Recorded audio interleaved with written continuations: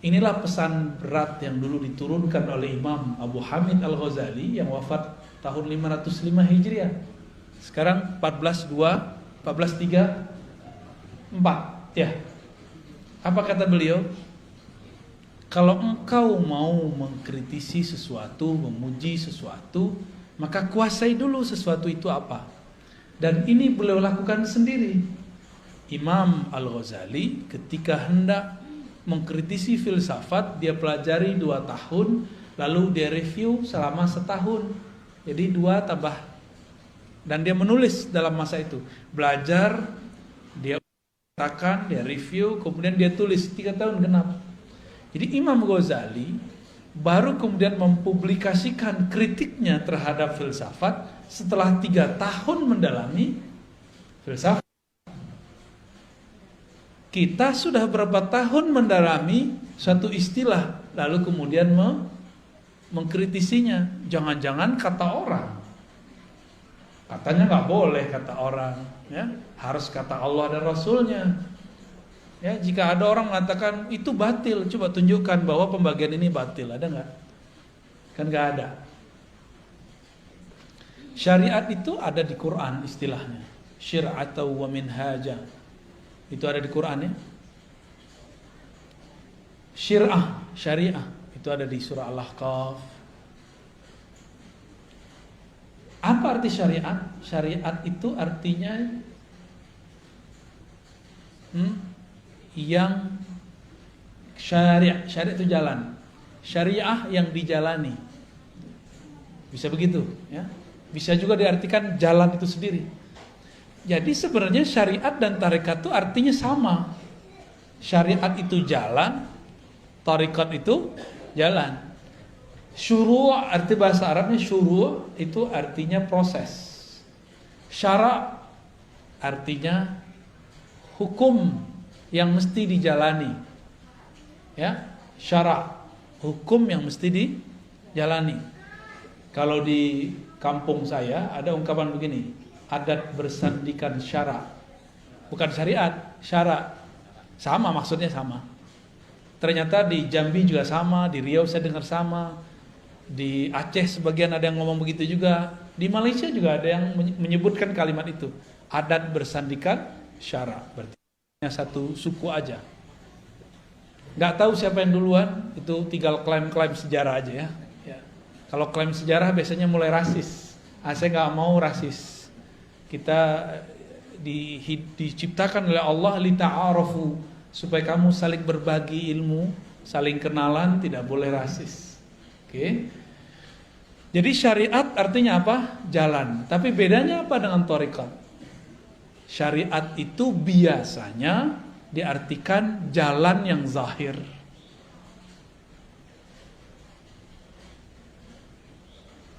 Kaedah-kaedahnya ada pada syariat. Nah, saya menerjemahkannya lebih eksplisit. Syariat itu adalah hukum-hukum Allah yang ditetapkan dengan dalil-dalil yang umum ataupun terperinci. Ya. Lalu bagaimana cara melaksanakannya? Namanya thariqat. Jadi kawan saya, dia nggak suka zikir Ratibul Haddad, Ratibul Attas. Tahu Ratibul Haddad? Ya, tahu ya? Ratibul Attas tahu? Atos tahu nggak Atos? Atos orang Sunda apa arti Atos? Sudah. Ratibul Atos bukan ratib sudah-sudahan. Itu nama imamnya, Al-Imam Al-Habib Al-Attas. Tapi dia punya zikir pagi sore, di-download di smartphone-nya, dan juga dia punya di perpusnya buku kecil.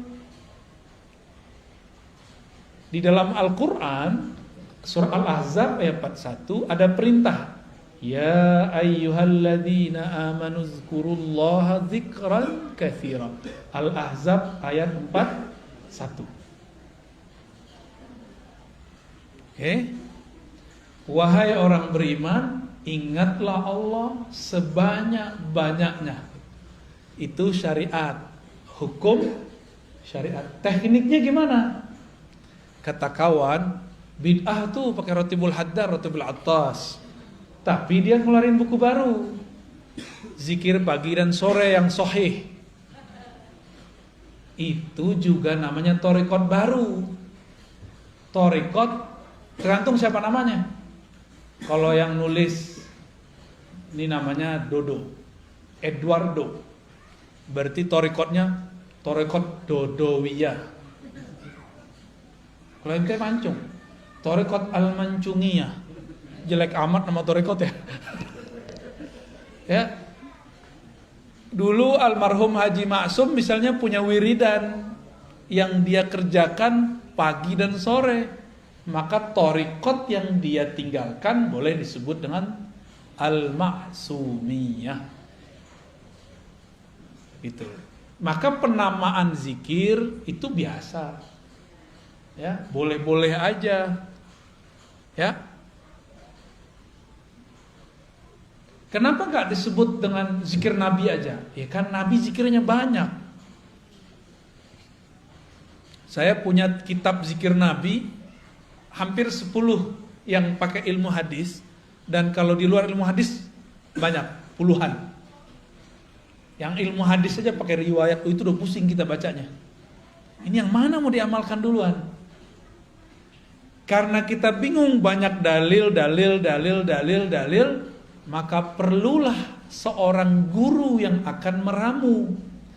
Jadi dalil itu seperti bahan-bahan obat. Yang bisa meramu apoteker. Kalau zaman dulu dokter tuh bisa, boleh zaman dulu. Boleh meramu obat. Saya mau tanya nih, Bapak Ibu ini, kalau sakit boleh nggak meramu sendiri obat, masuk ke ruang apotik terus ramu-ramu sendiri? Lo kan nggak boleh taklid. Katanya nggak boleh taklid. Taklid ke dokter juga nggak boleh dong. Kenapa percaya sama dokter? Taklid sama apoteker juga nggak boleh seharusnya. Kalau kita boleh bilang nggak boleh taklid. Taklid artinya apa? Ikut tanpa tahu kenapa hakikat sesuatu itu ada. Ikut tanpa mengetahui dalil. Kenapa obat kalau batuk ini A, B, C, D? Disebutkan nggak sama dokter? Disebutkan nggak sama apoteker? Enggak.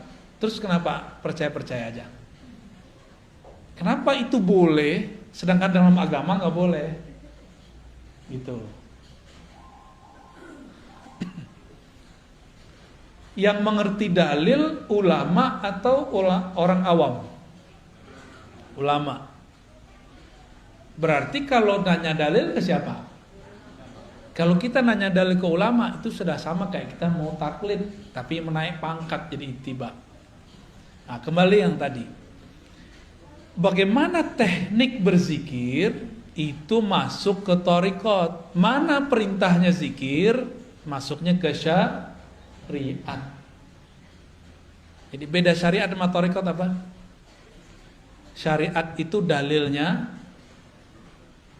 thariqat itu caranya. Mudah toh? Ada perintah, shollu kama raaitumuni usolli. Salatlah kamu seperti kamu melihat aku salat. Ada yang lihat Nabi enggak? Ada yang lihat Nabi? Mimpi aja. Mimpi aja enggak jelas ya. Kalaupun mimpi bukan Nabi lagi salat kan? Terus kalau kita disuruh sholat melihat Nabi, kita ini nggak ada yang ngeliat Nabi, terus gimana caranya? Nah, kalau ada syariat, thariqat, cara ngamalin, ada lagi cara yang lain, namanya mazhab. Mazhab itu cara mengamalkan dalil yang zahir. Thariqat itu cara mengamalkan dalil yang tersirat. Jadi mazhab mengamalkan yang tersurat, thariqat mengamalkan yang Udah tahu perbedaannya? Oke. Terus gimana? Kata kawan, tidak boleh ikut mazhab. Ya, tidak usah ikut Syafi'i, langsung aja ke Nabi. Kalau Syafi'i berbeda dengan Nabi, kita ikut Nabi. Konyol nggak? Imam Syafi'i bisa beda sama Nabi. Terus ente gimana nasibnya? Kalau Imam Syafi'i yang jarak beliau dengan Nabi cuma 2 orang, bisa berbeda dengan Nabi, terus nasib antum apa? Yang jarak dengan Nabi 14 abad, 1400-an tahun. Mikir-mikir kalau mau ngomong ya. Tapi ada yang lebih dahsyat lagi. Kalau sahabat berbeda dengan Nabi, kita ikut Nabi. Jadi dia adu-adu sahabat sama Nabi. Ini orang lebih berbahaya daripada Syiah, lebih berbahaya dari Khawarij, lebih berbahaya dari Mu'tazilah. Karena yang mengadu-adu sahabat dan Nabi itu kelompok Syiah, kelompok Mu'tazilah, kelompok Khawarij. Kelompok Syiah bilang para sahabat pengkhianat, merampok, mencuri, mengambil pemerintahan yang Nabi wariskan kepada anaknya, mantunya, lalu diambil oleh mereka. Maka mereka benci ke Abu Bakar, ke Umar, Utsman. Saya nggak tahu Syiah yang di Bandung begitu apa enggak. Kali ada Syiah Al-Bandungi, dia masih cinta sama Abu Bakar, kan kita nggak tahu. Siapa tahu kan beda, namanya doang yang sama. Kalau sama, wah berarti dia bisa saudaraan sama kita. Tapi kalau mereka menghujat sahabat, ya saya hello aja ya. Gak bisa, kita gak bisa bersahabat. Ente aja gak bisa bersahabat sama sahabat Rasul, gimana bersahabat sama kita? Gitu ya. Ada orang ngomong begitu, benar gak? Kalau imam mazhab, Imam Syafi'i beda sama Nabi, kita ikut Nabi. Jadi dia pernah berpikir, bersuuzon ke imam. Kalau Nabi, imam ini berbeda sama Nabi. Imam ini buat ajaran baru. Jadi yang dia pikirkan mazhab itu agama buatan imam. Ini kesalahan besar ini. Ini logika yang nggak nyampe. Buat definisi tapi nggak nyampe. Dan saya sering ketemu dan udah saya contohkan. Mereka ngomong nggak usah ikut Syafi'i, langsung aja ke Sahih Bukhari. Masih ingat? Masih ada nggak orang begitu? Masih ada. Padahal kita udah ngaji kemana-mana, kita ulang-ulang ini. Tanda dia kalau ngeritik kita nggak pernah dengerin video kita. Ya. Imam Bukhari murid dari muridnya Imam Syafi'i. Imam Bukhari ini juga riwayatin hadis, cuma tidak dikenal sebagai periwayat, dikenalnya sebagai imam mazhab. Imam Syafi'i, kebalik. Imam Syafi'i dikenal sebagai imam mazhab, padahal juga meriwayatkan hadis. Imam Bukhari berguru ke murid Imam Syafi'i, maka mazhabnya Bukhari itu sangat dekat ke mazhab Syafi'i. Kalau Imam Subuki positif masukkan, Imam Bukhari mazhabnya Syafi'i. Udah positif belum masukkan. Karena pas kita presentasikan ajaran Imam Bukhari hampir dekat dengan mazhab Syafi'i. Lebih tua mana Imam Syafi'i Imam Bukhari? Lebih dekat mana ke Nabi Imam Bukhari atau Imam Syafi'i? Jadi kalau kita ikut salaf, lebih orisinal mana ikut Syafi'i atau Bukhari? Tuh, itu namanya mazhab. Mazhab ini berkembang, tapi di samping kirinya ada thariqat juga berkembang. Dulu ada namanya Imam Hasan Al-Basri. Imam Hasan Al-Basri punya murid namanya Habib Al-Ujaimi. Ada muridnya Daud At-Tai. Daud At-Tai punya murid Ma'ruf Al-Kharqi, Sarri Sabti. Lalu Imam Junaid Al-Baghdadi. Maka dulu disebut thariqat Junaidiyah. Apa nama thariqatnya? Junaidiyah. Tapi thariqat ini lebur, banyak cabangnya. Cabangnya ada thariqat Naqsyabandi, ada Qadiriyah, ada Khalwatiyah, ada Suhrawardiyah, ada macam-macam nama thariqat pecahan daripada Imam Junaid. Dalam pecahan itu, kita ambil 2 sampel. Thariqat Naqsyabandiyah dan Thariqat Qadiriyah. Nabi berbicara dalam syariatnya, afdalul dzikri la ilaha illallah. Dalam surat Muhammad, fa'lam annahu la ilaha illallah. Ada syurb, fi syurb, mau ya?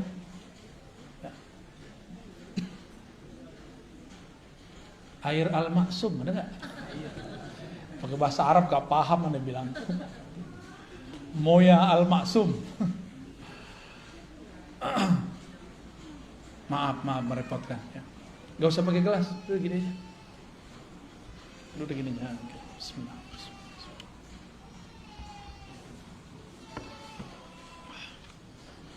Udah gak usah. Ayat ini syariat nih. Fa'lam annahu la ilaha illallah. Surat Muhammad ayat 19. Ada dalil dari hadis, afdalul dzikri la ilaha illallah. Zikir yang paling nikmat, paling lezat, paling afdal, paling bermutu, paling jitu, itu adalah la ilaha illallah. Terus caranya gimana? Coba antum baca la ilaha illallah. Biasa aja kan? Coba baca la ilaha illallah. Ada yang tahu, ketahuan tuh kalau sudah berarti udah ngambil thariqat udah tuh. Tapi kalau la ilaha illallah, itu belum tuh. Saya tahu dari suara aja kita ngerti. Apalagi kadang-kadang kalau sudah dihentakkan ke dalam kolbu ini kan bercahaya kalau disebut nama Allah. Itu terasa tuh cahayanya, gitu. Dan memancar di wajah. Ada wajah keasikan. Karena afdhalul zikri, zikir paling enak, paling nikmat la ilaha illallah. Kalau orang Sunda makanan paling enaknya apa? Karedok. Bener Pak? Tempe. Santri deh nih ya, Batagor apalagi. Ini yang ngomong orang Padang. Tadi orang Sunda yang ngomong. Kayaknya yang lebih sohe orang Sunda nih. Bener, karedok. Oke. Karedok kalau cara buatnya ditonton di YouTube, buat sendiri, beda gak dengan emak-emak kita yang dulu buat? Beda? Kenapa beda? Suka enak aja. Thariqatnya, tekniknya. Maka thariqah itu teknik. Beda warung, beda rasa, bener. Bahan sama. Bahannya apa aja? Kucing sih. Tuh. Kalau saya makan karedok saya nggak nanya. Yang penting enak, gitu. Teh yang penting buatnya enak. Tipe-tipe murid begitu. Ada murid mau tinggal jadi aja. Udah Pak Kiai, Pak Ustadz, ajengan, ajarin zikir. Udah pusing. Tapi kalau sang guru tahu, la ilaha nafi illallah isbat, diambil dari pusar, dibawa ke kayak gitu caranya. Itu cara ngaduk-ngaduk kalimah dalam kolbu. Ya, kalau salah aduk jadi nggak tuh barang? Nggak jadi, kelebihan gosong, kurang, nggak mateng, nggak enak, sama. Jadi kalau kita nih zikir, coba sendiri hasil lihat YouTube, ya beda kalau ketemu, ya beda. Abis makan di tempat orang jual karedok yang enak di Bandung, kita nggak belajar cara buatnya. Besok balik kita nggak belajar nih, kita cobain di rumah dengan cara yang lama, rasanya beda nggak? Oke. Tapi kita datang ke kokinya, ajarin dong, diajarin sama dia tekniknya, kita cobain di rumah, rasanya sama atau beda?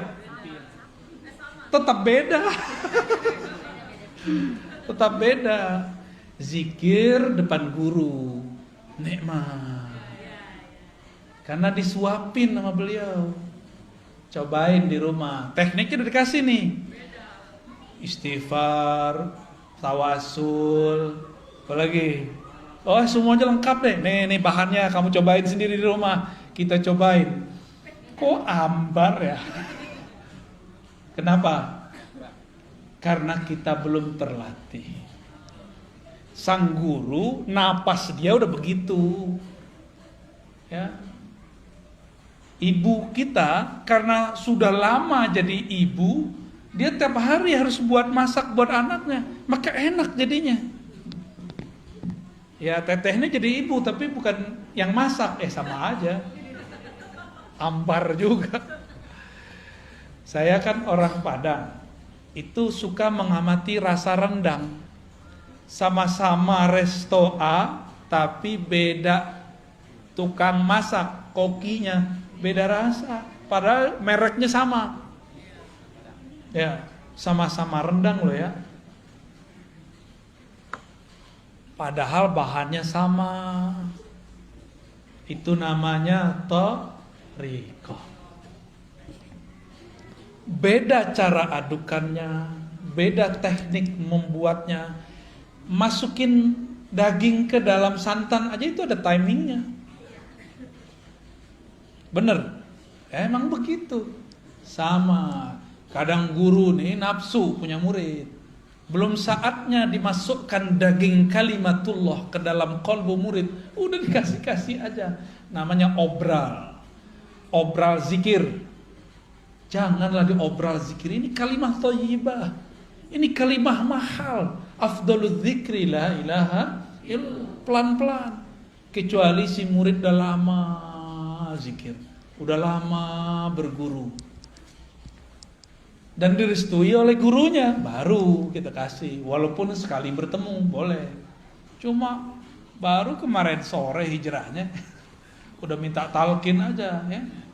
Kan orang kebanyakan pengen begitu. Tunggu dulu ya. Mau makan, kita mau makan nih. Piring kita kotor, diapain dulu? Langsung makan? Langsung masukin karedok? Ya. Ya, dicuci dulu, dilap dulu, itu namanya taubat.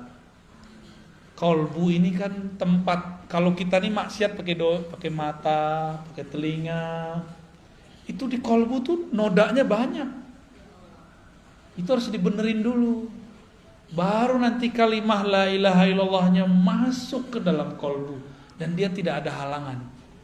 Masuknya nikmat. Tapi coba jus stroberi enak gak? Cuma di dalamnya ada dahak. Di gelasnya ada dahak, gimana? Rasa jelly ya? Apa rasa apa? Dawet ayu. Warnanya berubah. Mau? Kan gak mau. Jusnya enak, tapi di dalamnya sudah ada yang menjijikkan. Kita gak bisa menikmati. Inilah yang terjadi pada murid yang dia talqin zikir sebelum kolbunya dibersihkan. Pembersihan kolbu cukup istighfar dan taubat. Sederhana. Sederhana aja. Pengakuan kepada Allah gak perlu kepada guru, ke Allah aja. Cukup Allah yang tahu masa lalu kita. Gak usah kita kemudian sampaikan kepada orang. Ya. Semua kita ini kan punya masa lalu yang gelap.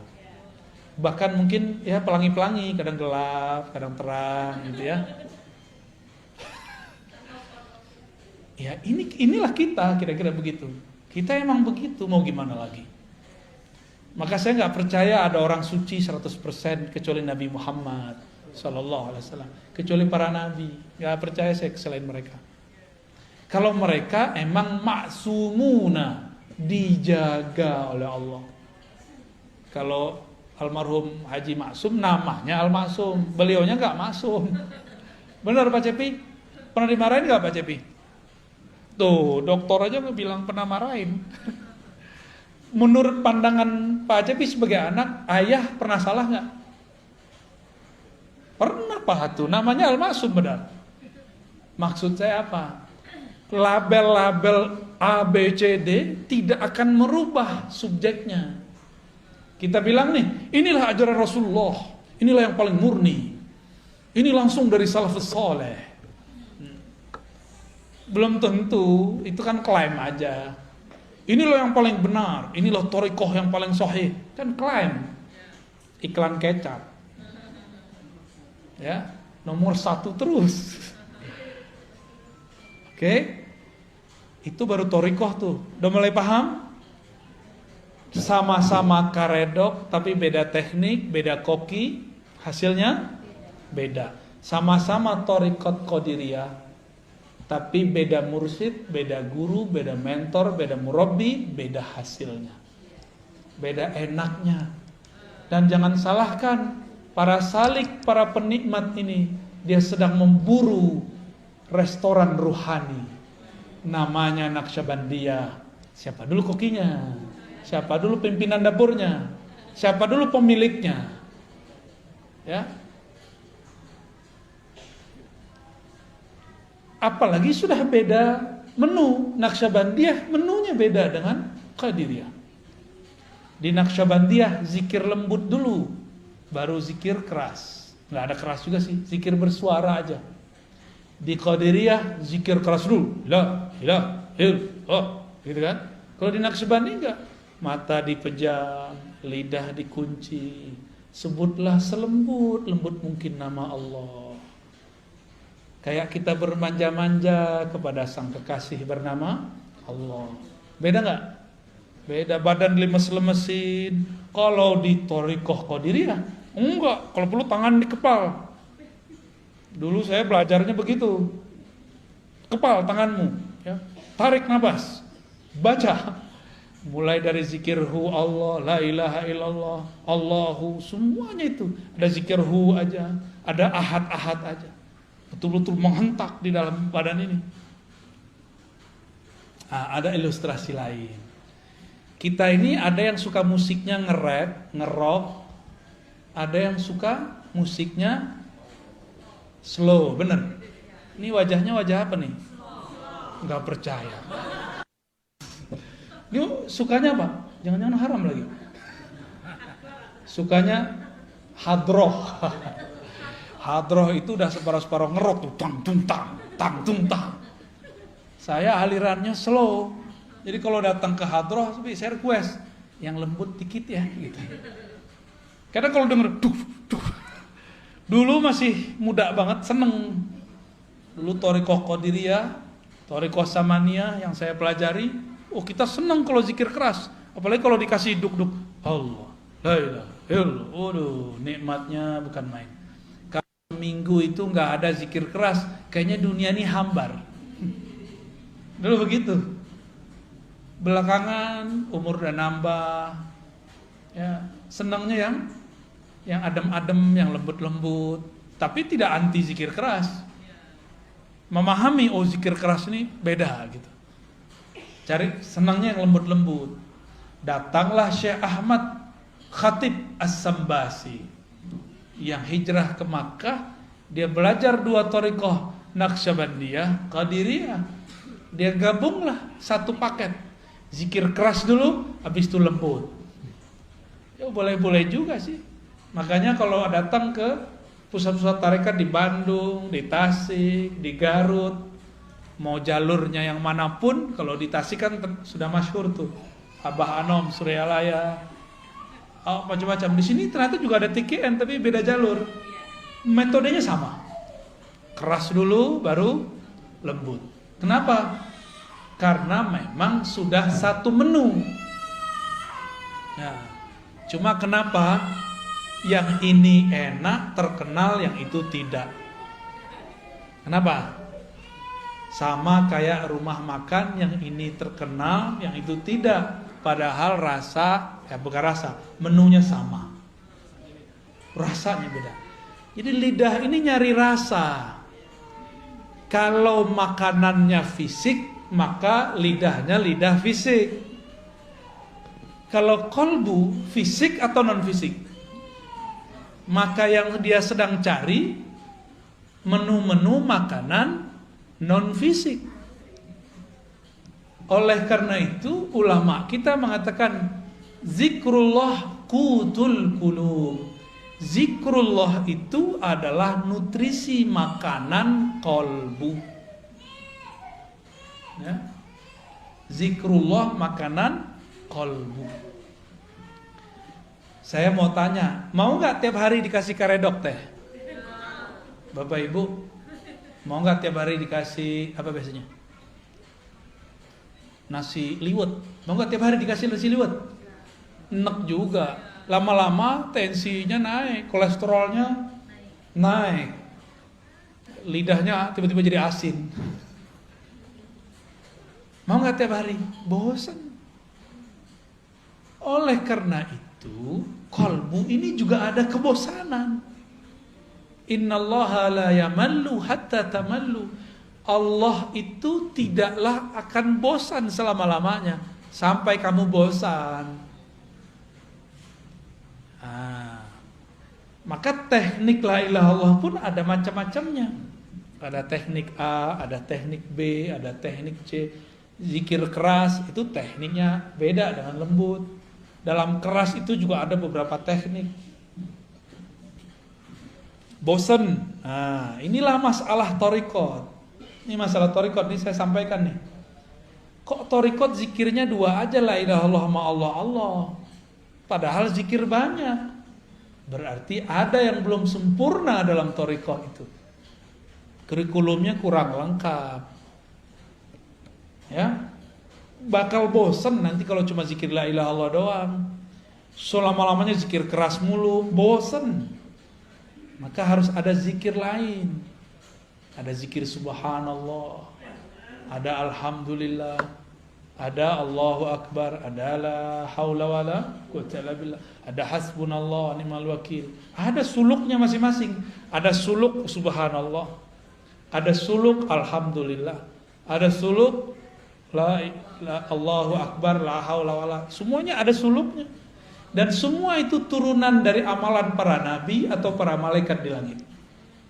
Hasbunallah zikir siapa?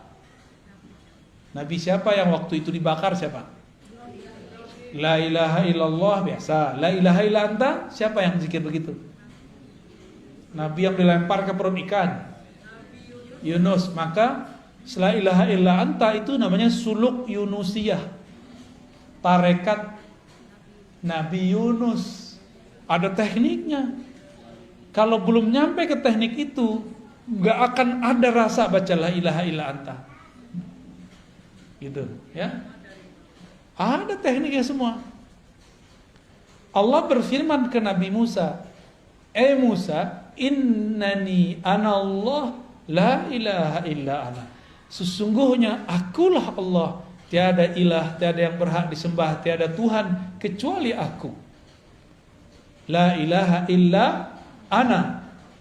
Oh, ternyata ahli zikir tertentu, dia kalau baca la ilaha Allah dalam batin dia yang bunyi la ilaha illa ana.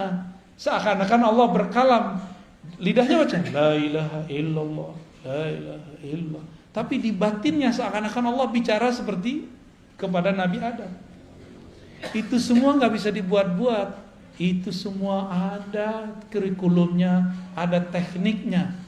Kalau seorang mursyid belum mendapatkan tekniknya, dia pun haram mengajarkannya. Dia harus belajar lagi ke mursyid yang lebih tinggi. Di atas mursyid ada mursyid, di atas dokter ada dokter spesialis. Ya, begitu terus. Ada tahapan-tahapannya. Ini kita baru ngomongin thariqat. Teman saya psikolog itu kalau mau terapi orang nggak langsung terapi. Ada namanya conditioning. Bener? Dikondisin dulu nih orang. Baru berhasil. Sama kalau kita mau mengajarkan zikir atau mau belajar zikir, kondisikan dulu pikiran. Walaupun banyak masalah, minimal pas belajar masalahnya ditaruh dulu. Gitu ya. Jangan dibawa masalahnya dalam belajar, nanti gak fokus. Oke? Itu thariqah. Jadi thariqah terjemahannya apa? Jalan atau teknik mengamalkan dalil yang tersirat. Kalau fikih, mazhab, teknik, cara mengamalkan dalil yang apa kata dalil tersurat? Jika kamu hendak sholat, maka takbirlah, angkatlah tanganmu. Kita takbir, Allahu Akbar. Rasanya ada nggak? Kalau tidak belajar thariqah, rasanya hambar. Gitu. Ya hambar aja.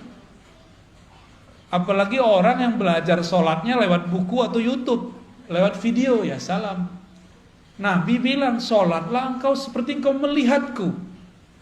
Kita nggak lihat Nabi, maka kita harus cari orang yang ketemu Nabi. Siapa yang ketemu Nabi? Ada nggak? Ya udah, cari guru yang ketemu Nabi. Kita datanglah ke guru yang ngajarin sholat. Kita tanya, antum ketemu Nabi nggak Pak Kiai? Pasti dia bilang tidak, paling mimpi doang. Terus tahu dari mana sholat? Saya punya guru. Gurunya kita tanya lagi terus sampai ke sahabat Nabi.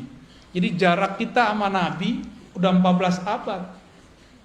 Berarti caranya sudah mungkin ada tambahan, ada pengurangan. Supaya tidak ada tambahan dan pengurangan, wajib lewat mazhab. Supaya nanti kita nggak salah kira. Kita kira orang berbeda sama kita menambah atau mengurangkan. Jadi kenapa ada kelompok sekarang suka nyala-nyalain ibadah kita? Karena dia belajar fikih bukan lewat mazhab. Mereka anti mazhab. Maka di luar mereka bid'ahkan. Gitu. Ya, bahaya nggak tuh? Bahaya sekali. Jadi salah satu musibah di umat ini munculnya kelompok anti mazhab. Secara rohani, musibah bagi umat ini munculnya kelompok anti thariqat. Akhirnya zikir hambar semua. Dia baca zikir pagi sore tapi nggak ada efeknya dalam hidupnya. Dia sholat, ruku, sujud tapi tidak ada natijah rasa yang dia dapat setelah membaca. Kata orang-orang ini, sholat nih, mohon maaf kalau jidatnya ada hitam, ya. Jidat hitam itu boleh-boleh aja. Cuma bukan itu yang dimaksud. Simahum fi wujuhim min athari sujud. Ada tanda bekas sujud di jidat mereka, di wajah mereka, wujuhihim, karena bekas sujud. Saya udah putar-putar nyari riwayat, adakah jidat Nabi itu hitam, nggak ketemu. Meskipun berjidat hitam boleh, nggak ada masalah kan, emang mungkin kulitnya agak sensitif, orangnya juga sensitif, lengkap sudah. Terus apa yang dimaksud tanda sujud? Tanda sujud saya sering sebutkan. Orang sujud kepalanya di mana? Di bawah apa? Di bawah tempat paling kotor di alam semesta. Nih, tempat buang air kecil. Ya walaupun bajunya bagus, walaupun bedaknya masya Allah, bajunya oke, tapi bagian situ bau nggak? Nggak enak kayak ngomongin begitu ya. Tapi emang itu bau, udah selesai. Sekarang ditaruh di bawahnya. Gimana? Maka yang disebut athar sujud, bekas sujud adalah hilangnya kesombongan seorang hamba. Itu baru disebut bekas sujud. Jadi siapakah yang sujud kepada Allah? Orang yang sudah melepaskan kesombongannya, ego-egonya, merasa sok pinter, sok alimnya, sok solehnya, sok merasa paling benernya, dia buang sudah. Karena yang merasa sok bener di sini, bener. Yang merasa pinter mana? Yang merasa bergelar ini. Yang merasa manhajnya, mazhabnya paling bagus, thariqatnya paling keren ini. Kalau ini nggak mungkin. Ini maka ditaruh di bawah. Jadi asarus sujud adalah kerendahan hati. Efek dari sujud adalah rendah hati. Gimana? Udah rendah hati belum? Lagi belajar. Karena kadang jujur, mending jujur begitu. Berarti sholat kita ini sudah benar belum?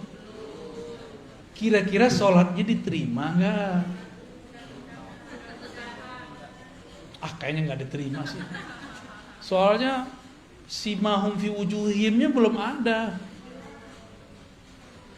Karena puncaknya sholat ketika kepala di bawah. Di saat itu tidak ada lagi ego, tidak ada lagi sombong. Kalau masih ada, sholatnya belum diterima, kira-kira gitu. Gimana dong? Orang-orang kayak kita ini sok soleh, sok merasa sholat. Ada orang telat sholat aja kita kata-katain. Ya, ada orang gak sholat, kita suzon. Ya. Dia padahal udah jamak. Ada orang kita lihat gak sholat, padahal dia sudah jamak. Bisa gak begitu? Ya, susah ya. Emang begitu sih ya.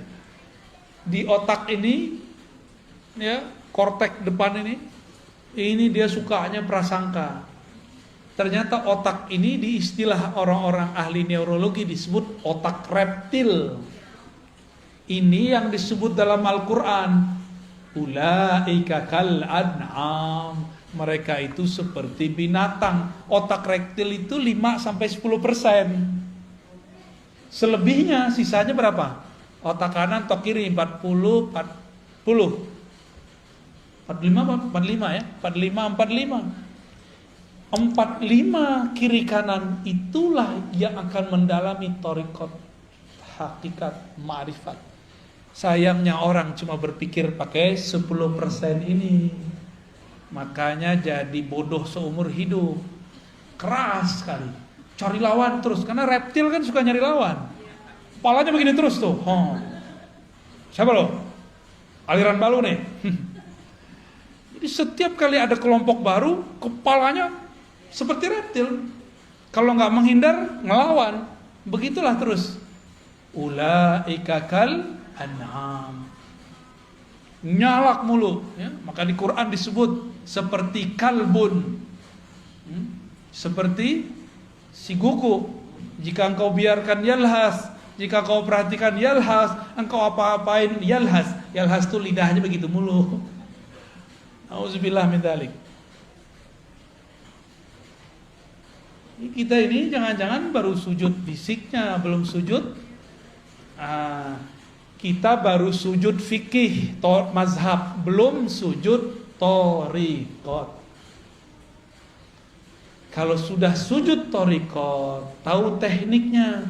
Kalau engkau sujud, rendahkan egomu, hancurkan egomu, hinakan jiwamu di hadapan Allah. Dihina-hinain benar. Baru berbuah namanya tawadhu. Namanya hakikat. Ya, jadi hakikat itu buah dari orang dari tarekat. Zikir. Ala bidzikrillah tatmainnul qulub. Ketahuilah hanya dengan menyebut nama Allah hati jadi tenang. Cara nyebutnya gimana? Ada cara nyebutnya. Gimana cara nyebutnya? Nama ala bizikrillah, hanya dengan nyebut nama Allah. Nama Allah siapa? Ya Allah. Gampang tuh? Bismillah. Gimana cara nyebutnya? Allah. Gitu cara nyebutnya? Enggak. Ada tekniknya. Ya. Itu yang mahal. Ya, harus pakai talqin.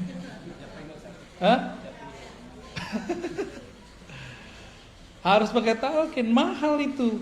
Maka barang begini nggak boleh diobral, haram hukumnya diobral.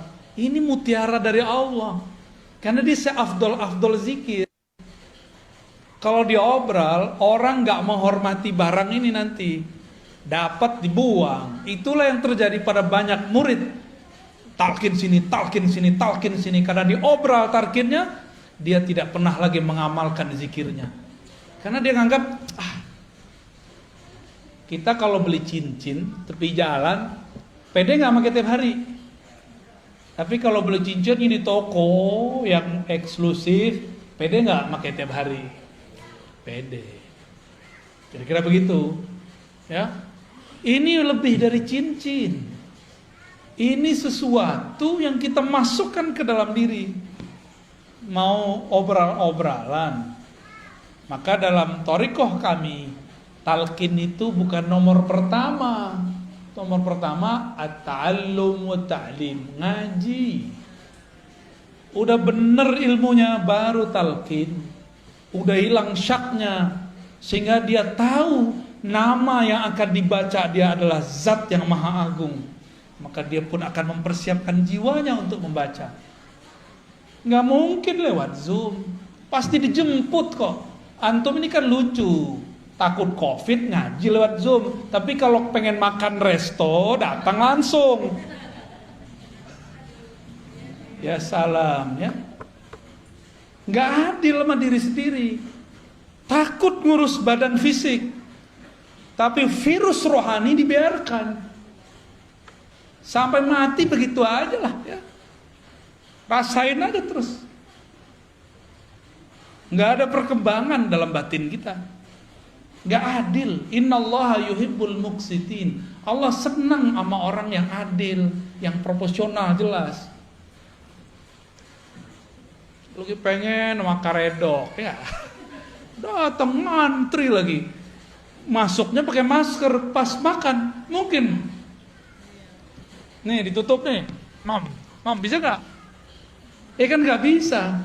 Makan pakai masker bisa nggak? Gaya-gaya doang pakai masker. Ya. Pas mau makan pasti dibuka. Hilanglah social distancing. Kenapa antum nggak takut? Giliran mau ngaji dempet-dempet dikit takut. Nggak percaya kalau pas ngaji ada rahmat turun. Ada malaikat rahmat. Itu di antara antum banyak sekali malaikat rahmat. Itu sampai ke atas sana. Nggak ada virus berani masuk. Masuknya paling pas masuk mall tuh, ya. Yang disalahin pengajian sama masjid. Malaikat itu kalau ada orang duduk di tempat zikirnya, lalu doa, Allah marhamhu, ya Allah rahmati dia, selamatkan dia, jagalah dia. Malaikat kalau doa mustajab nggak? Dia nggak pernah dosa, ya? Masih takut? Hah? Nggak takabur loh ya, nggak boleh takabur. Tapi insya Allah, ya. Yang adil sama diri. Ini bukan nyinggung yang nonton online sama Zoom ini. Kalau yang karena jarak kita maklumi. Ini masih di kota Bandung. Ya. Saya aja datang dari Jakarta, masa antum di sini Zoom, gaya bener. Ya. Sok higienis. Sok jaga badan tapi nggak jaga rohani. Makanya sampai nanti nggak akan ada peningkatan spiritual. Nih saya marah-marah nih sekarang sore ini nih. Tapi marah saya begini-gini aja, ya. Mau sampai kapan begini terus? Ya. Maka yang hadir kita apresiasi dengan baik. Semoga Allah meridhoi antum lebih kenceng daripada yang udah jelas dia di samping sini masih pakai Zoom, gaya bener. Giliran makan ke kantin dempet-dempetan, ya. Betul-betul nggak adil ke dalam diri, ya. Nggak adil. Saya prihatin melihat seperti ini. Kalau mau protokol kesehatan lengkap, prokes-prokesan yang adil semuanya, ya, semuanya rapi. Siap-siap hidup merana. Udah divaksin juga ya. Terus untuk apa dong kita divaksin ya? Protes ya. Tuh ya. Pak pemerintah, semua orang udah bosen. Orang udah bosen semua. Tapi gimana lagi? Ke depan kita harus pakai aplikasi segala macam lah. Jadi yang pakai fingerprint, dulu kan kantor punya print. Kalau sekarang semua orang harus punya peduli lin. Nggak hanya fingerprint, dicolok hidungnya. Kita ikutin aja mainnya ya.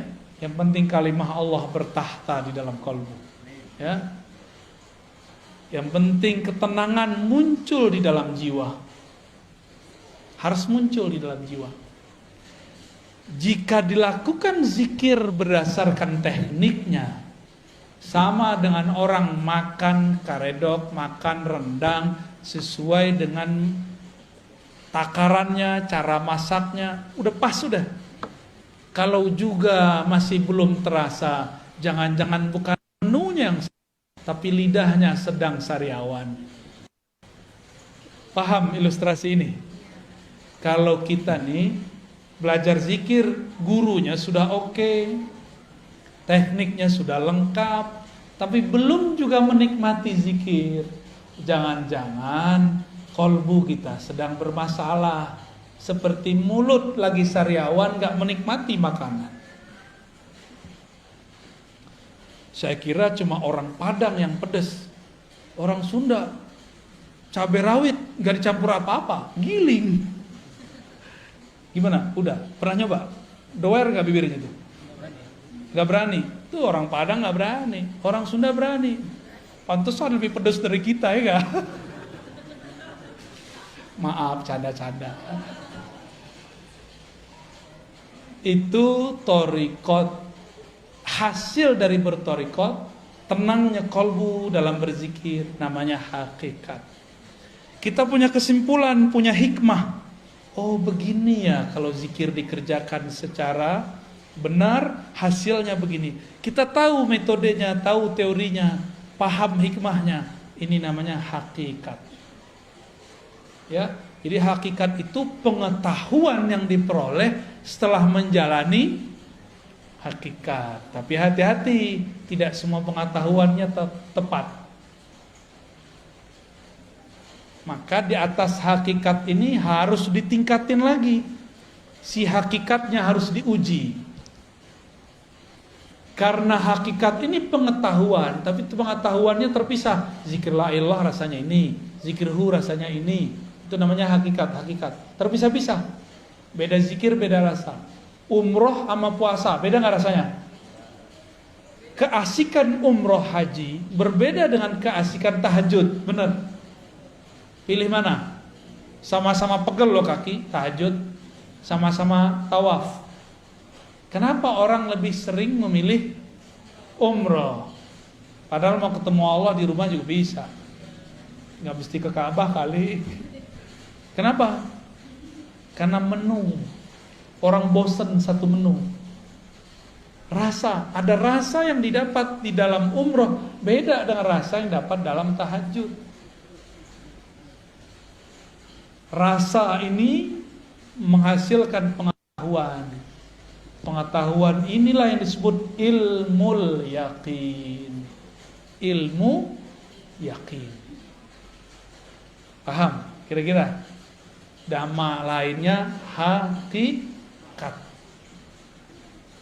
Sehingga kita punya keyakinan, kalau aku baca ini, aku yakin begini, itu orang udah punya hakikat. Maka orang yang sudah mengerti hakikat, jika ada orang bersyariat, sholat 1000 rakaat, dia cukup 2 rakaat, itu udah sama. Kalau orang bersyariat belum mengerti ilmu yakin, dia sholatnya baru by pahala. Kalau ada pahala dia sholat, kalau nggak ada pahala dia nggak sholat. Kalau orang mengerti hakikat, dia sudah tahu bahwa sholat itu jangan harap pahala, tapi ada sesuatu di belakang itu. Inilah yang disebut oleh Nabi, orang alim tidur lebih ditakuti oleh setan daripada orang yang itu maksudnya yang punya ilmu hakikat. Kalau ilmu yang zahir biasa. Lalu apa beda hakikat dengan ma'rifat? Hakikat itu masih bisa luntur. Hakikat itu masih bisa salah. Yakinan kita kadang-kadang belum tepat. Dari mana kita tahu? Yang paling banyak dapat ilmu hakikat waktu di surga itu malaikat namanya Azazil. Tetap saja tergelincir, dipecat dari malaikat namanya iblis. Iblis itu ahli hakikat. Dengan ilmu hakikatlah dia menyesatkan orang-orang ahli zikir yang tidak berguru. Pernah berguru terus ninggalin gurunya. Pernah bermajelis lalu keluar dari majelis. Orang-orang begini dicaplok sama iblis. Apa kata iblis? Zikir kamu keren ya. Karena zikir kamu banyak orang sembuh nih. kamu sebenarnya mursyid yang lebih sakti daripada gurumu. Mulai terbersit, kita lebih sakti dari guru tuh, kena tuh dah. Pernah nggak ngelihat ada orang begitu? Ya, murid kiai besar buat tarekat baru. Ini nasib dia ini. Keluar dia dari halaqah. Karena terbersit dalam hatinya, dia lebih sakti dari gurunya. Dia nggak sadar gurunya sedang pura-pura nggak bisa, ngetes dia aja. Guru pura-pura nggak bisa ngeruqyah, nggak bisa. Oh, saya nggak bisa doain air, pura-pura aja. Bukan berarti dia nggak bisa. Dia nguji antum itu, ngerasa sakti nggak melebihi guru. Banyak yang terpedaya di situ. Apalagi urusannya udah ketemu pulus, ya. Apalagi urusannya udah ketemu pengikut. Orang merasa pengikut itu aset dia. Waduh, gawat. Banyak orang tergelincir pada bab ini. Banyak sekali. Oleh karena itu, orang sudah bertarekat dapat hakikat, masih bisa tergelincir. Contohnya Barsisa. Contohnya Musailamah Al-Kazzab. Itu Musailamah kan dulu ikut nulis wahyu. Musailamah ikut nulis wahyu, Bang. Khidmah ke Rasulullah.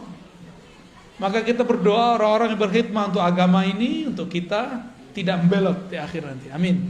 Ya, ini bahaya benar. Kenapa? Si Musailamah ini melihat harian Nabi. Dia mikir, Nabi mah biasa aja orangnya. Kita begini, dia begini. Kita begitu, dia begitu. Akhirnya dalam pikiran apa? Nabi ini orang biasa kayak. Kejadianlah sekali, ada penulis wahyu selain Musailamah. Nabi turun ayat kepada Nabi. Tapi Nabi gak bacakan semua. Nabi masih tertegun, keasikan membaca ayat. Si penulis wahyu ini diizinkan Allah terbuka tarbir rohaninya. Dia dengar Jibril baca ayat. Surat Al-Mu'minun itu tentang penciptaan alam, penciptaan tubuh kita. Fatabarakallahu ahsanul khaliqin. Dengar dia. Terus dia konfirmasi ke Nabi, ya Rasulullah, lanjutan ayatnya ini bukan? Saya barusan dengar ada Jibril baca. Kata Nabi, benar. Dalam hati terbersit sama dia, gini doang ilmu guru gua. Gini doang makomnya Rasul, saya juga bisa. Maka orang ini jadi nabi palsu. Kalau murid jadi mursyid palsu. Buat tarekat palsu. Karena dia merasa dia bisa mengakses apa yang diakses gurunya. Dia kira gurunya cetek, ya. Ini sering terjadi di semua halaqah, di semua thariqah, ya. Maka untuk selamat hanya satu bab, harus masuk pintu ma'rifatullah. Apa itu ma'rifatullah? Disebut ma'rifatul Muhammadiyah. Mengenal hakikat Nabi Muhammad sallallahu alaihi. Dalilnya apa? Qul in kuntum tuhibbunallaha fattabi'uni. Katakan jika engkau cinta Allah maka ikuti aku sang Muhammad. Maka dia harus ikut ma'rifat Nabi Muhammad sallallahu alaihi wasallam. Nabi ketika sholatnya banyak, beliau gak bilang supaya kalian selamat. Nabi bilang, aku ingin bersyukur kepada Allah. Nabi ketika dapat wahyu gak bilang, gua doang yang bisa dengar, lu gak gitu. Kalian gak bisa. Gak ada Nabi kesombongan begitu, gak ada. Nabi selalu merendahkan hatinya di hadapan Allah dan para sahabatnya. Yang dimaksud al-haqiqah al-Muhammadiyah, itulah kemurnian akhlak Nabi Muhammad sallallahu alaihi wasallam, yang berakhlak dalam hakikatnya, dalam bertorikotnya, dalam bersyariatnya. Itulah yang dapat ma'rifat. Dan tidak sedikit kita dengar ada orang ketemu orang, semakin tinggi teori ma'rifatnya semakin sombong. Apa itu? Ngeremehin orang. Berarti dia sombong gak? Gak level, gitu kan? Kaji-kajian kulit tuh gak penting. Nih kajian hakiki nih, kajian hakikat nih, kalian nggak tahu. Ngomong begitu itu sombong namanya. Sedangkan Rasulullah mengajarkan tidak boleh sombong. Udah jam 5, Ustaz. Kholas ya? Ya udah tanya jawab deh kalau ada. Fadhal.